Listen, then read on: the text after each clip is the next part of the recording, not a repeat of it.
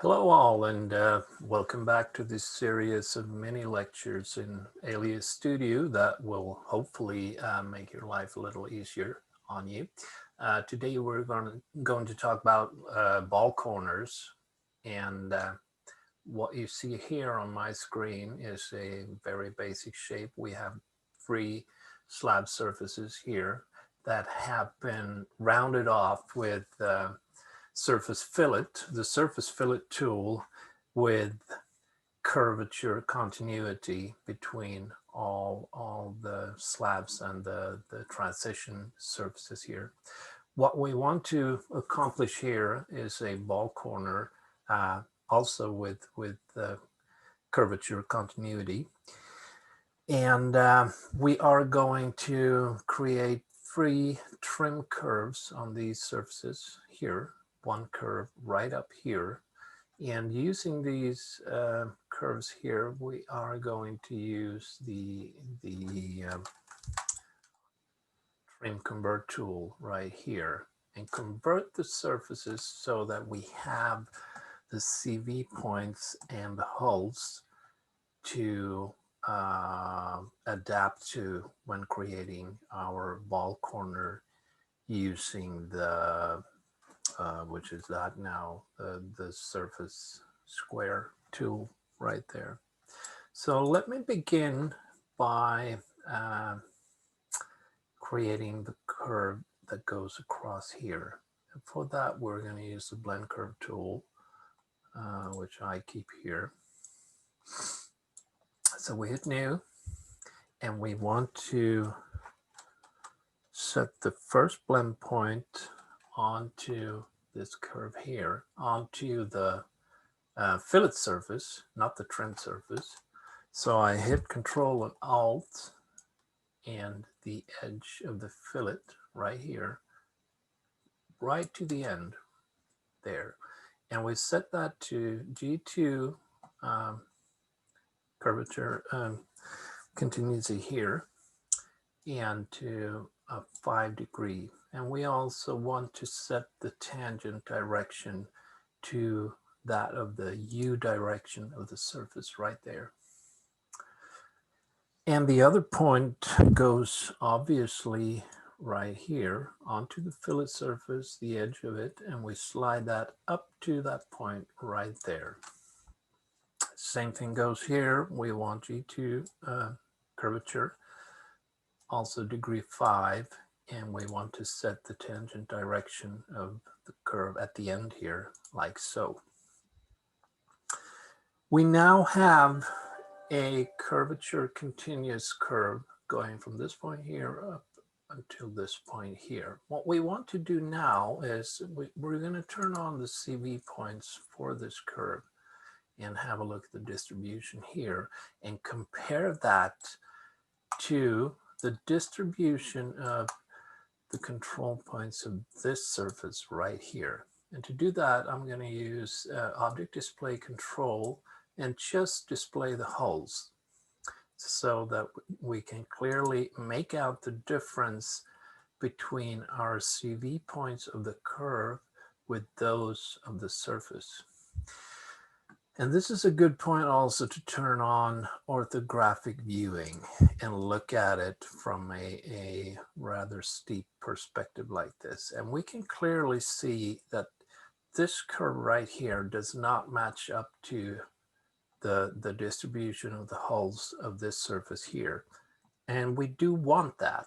So what can we do? Well, if we hit Edit on the blend curve tool towards the end right there, we have these two little symbols that we can tweak our curve to better match the topology of the surface right here. So if I hit the little square, I'm going to affect the tangency of this curve. And I gently slide. You notice now that two of the CV points are actually moving here. So what I want to do is to match this first CV with this hole right here. So we slide it really carefully, zoom in, and look at it slightly from above, and that looks pretty good.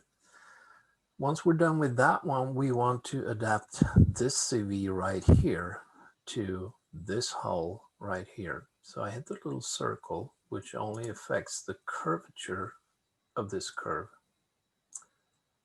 and slide the CV up to that point so it matches this hull right here.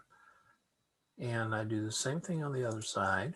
Hit the little square, slide out my CVs so that the first CV point matches the first hull of this surface right here. I hit the little circle and slide this one out until it lies just above that hole right there. That looks a lot better. Now what we want to do next is to trim convert this surface to our newly created blend curve right here. And to do that, we hit the trim convert. Make sure we have 3D trimming on and project and normal on. So I hit the surface, I hit my curve, and I indicate which side I want to keep, like that, and go convert. Now we have actually two surfaces here because I had keep originals on. So I'm going to get rid of the old one so that you can see. Let's put that in a layer called no show and make that invisible. I now have a surface right here which perfectly matches my blend curve, or vice versa. And we know also that the transition here is curvature, and here is also curvature. Wow, and that makes good hopes for the future. I'm going to get rid of that curve as well. We don't need it anymore, but let's keep it for safety reasons. Design. Next thing I want to do is to create this transition curve right here. We want to round off this corner to create an igloo shaped surface here, which will be our ball corner. So I'm going to go into nearly a top view. Remember to keep the orthographic view on so that the perspective does not distort your vision here. And create another blend curve.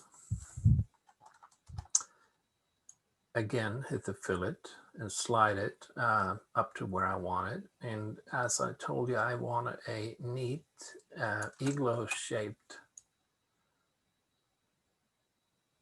surface in the end. So I'm going to try with that.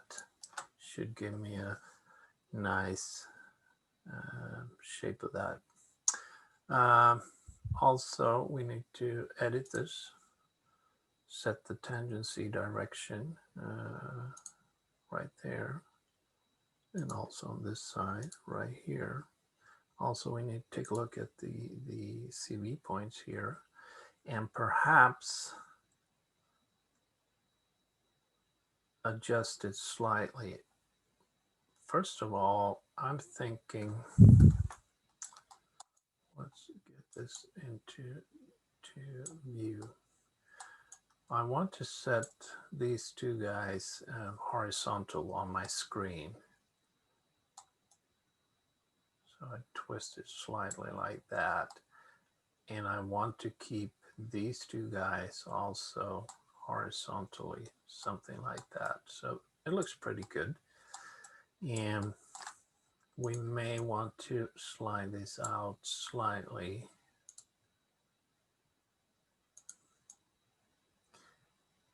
Make sure this is approximately horizontal in this view. And there we have it.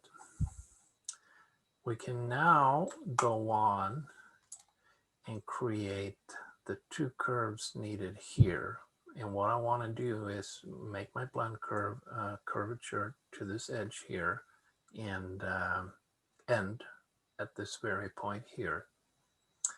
Adapt that curve to the holes and CV points of this surface, and do the same thing here. I'm going to show you the first one, and after that I'm going to pause the video because it will only be very repetitive.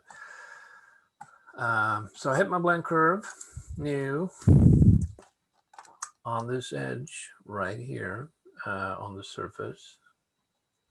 Go to the end, make sure I have G2 and a degree 5. Also, I hit point geometry in order to hit the U direction of this surface right here. And I want that to end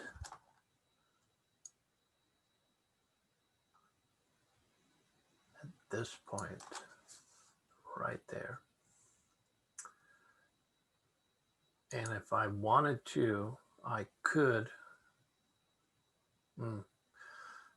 adjust the tangency direction of this curve here. As you notice now, it automatically snapped onto the U direction of this curve, and I want to keep it free. So I'm going to do that over. So delete that one and do it over again. Good rehearsal for you guys. So I hit the surface right there, go to the end, make sure I have G2, degree 5, and hit the U direction of this surface here. Next, I go to this fillet surface and snap it onto that point right there. And I'm going to stop there and bring on the CVs of this curve like so. And once again, I want to visualize the hulls of this surface here and compare the two. And again, you can see that they don't match up very good. So I hit edit, hit my blend curve right there, hit the little square, and I want to twist my perspective slightly and start sliding my CVs out just so that I have my first CV on top of the hull right here. You see it? Next, I hit the little circle, slide the second CV out, or the third CV out to match this hull right here. I go about, do the same thing at the other end. Hit the little square, zoom in, and start sliding these two guys out. First, I set this one on this hull, hit the circle, and slide this one right onto this hull here. And we now go about and do the exact same thing as before. I want to trim convert this surface by using this curve. So I hit trim convert, hit the surface, hit the curve, and indicate the area I want to keep. And there we have another surface that is just about perfectly matched onto my blend curve distribution of CVs here. And once again, we know that this curve ends here with curvature to this edge here. Also, we know that this curve at this end is curvature to this big slab surface right here. I'm going to pause the video now and make the other side. And when I come back, we're going to start working the ball corner surface right here.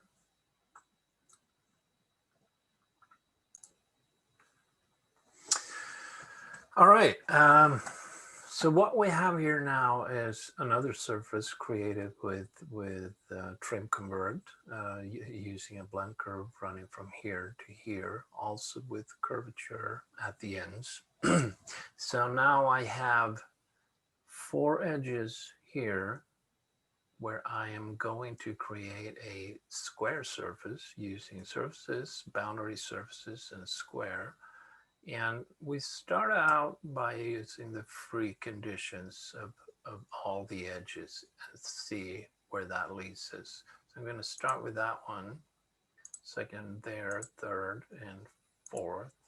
And I do believe we have a surface here. Also, I like to keep the explicit control on because I want a single span surface right here, 5 by 5. And if we look at the CVs of this surface, it actually looks kind of neat. And what is great about this is that it adopts to our topology of the surrounding surfaces. You can see that each CV point here lines up really neatly with the surrounding surfaces. And that gives us hope when we want to go from position continuity here to curvature. So let's start our second edge here and see if we can achieve tangency there. That messes things up a bit, and it also failed. But what we can do is to request that this CV lines up with this line here, this one with that line, this one with that line, that one with that line, and so forth. So that's called the collinear option. So if I hit boundary 2 collinear, it should line them up really neatly. And also we achieved tangency right here.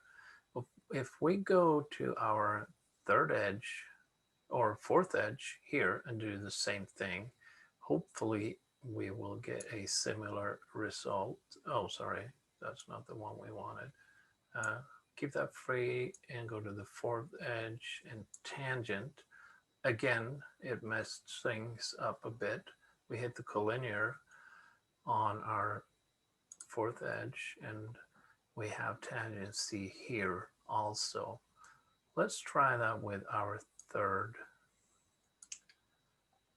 edge now, which really turned it into a bad distribution, and also we failed our tangencies here. Hit the collinear option and we have the tangency here too. Let's stretch this one step further before we start working on this edge up here, because that's still free. It's not connected to the top surface yet. We'll leave that to last. We hit the curvature for our second boundary, sorry. And we have a C here. Now you can see that this looks a bit odd. So what we can do is to play around with the boundary blends of our square surface here. So I can actually tweak my CVs by pulling this back slightly. That looks a little bit better, doesn't it? Maybe even that far. And I'm still keeping my curvature here. So I go to my fourth edge and repeat with the curvature. And it's still looking pretty good. A bit tight here. So let's see if we can do something about that.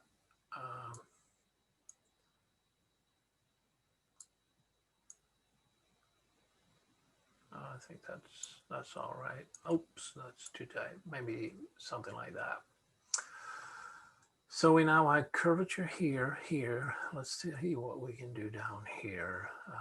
We have tangency, go to curvature there, and it failed by very, very little. I think we can tweak a CV in order to get that right.